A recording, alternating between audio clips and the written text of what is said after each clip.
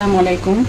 আমি আজকে শুটকি মাছ, আমার হাতে তৈরি শুটকি মাছ আপনাদের সাথে শেয়ার করব কিভাবে রান্না করি। এটা ঘূর্ণা মাছের শুটকি, বিক্রমপুরে মানুষ বেশি খায়। আমি আমার বাজারে মাছের সাথে বড় একটা ঘূর্ণা মাছ আসছিল, ওটাকে আমি হলুদ লবণ দিয়ে শুকিয়ে পরে একদম রেখে দিয়েছিলাম। এখন আমি এটা খাবো, রান্না করব কিভাবে রান্না করি আপনাদের সাথে শেয়ার করতেছি। আমি তেল দিয়ে দিছি, এটার মধ্যে পেঁয়াজ কাটা আর মরিচ দিয়ে দিব। শুটকি মাছের মধ্যে পেঁয়াজ মরিচ ঝাল একটু বেশি লাগে।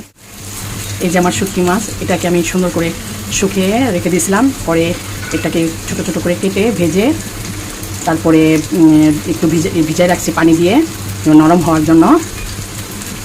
ভিজিয়ে রেখে পরে যে নরম হয়েছে সুন্দর একটু চেঁচেও নিয়েছি আমি, যেন একটু গুঁড়া গুঁড়া হয়ে যায়। এখন এটা আমি পেঁয়াজ দিয়ে, শুধু পেঁয়াজ দিয়ে ভুনবো, বেশি করে মশলা দিয়ে পেঁয়াজ দিয়ে ভুনবো। পেঁয়াজটা একটু ভাজা ভাজা করে লাল লাল করে নেব, তারপরে মশলাটা দিয়ে দিব। এখন আমি একে মশলা দিয়ে দিব ওই পেঁয়াজের ভিতরে। হলুদের গুঁড়া একটু বেশি মশলা দিব, মরিচের গুঁড়া,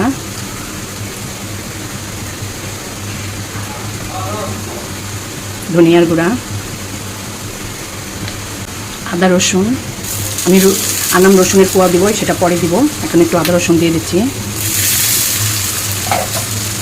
এই যে আমি পানি দিয়ে দিচ্ছি।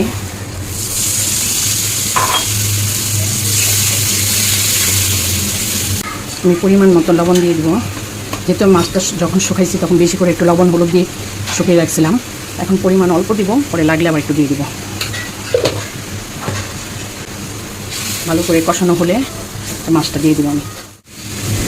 আমি এখন শুটকি মাছটা দিয়ে দিব।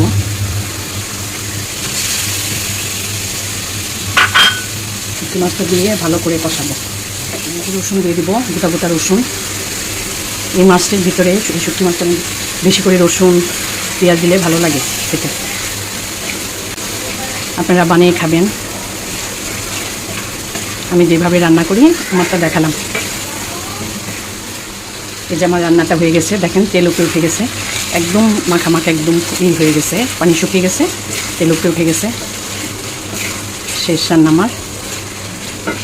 আমার চ্যানেলটা সাবস্ক্রাইব করবেন, আমার ফেসবুক ফলো করবেন, আমাকে লাইক করবেন, কমেন্ট করবেন।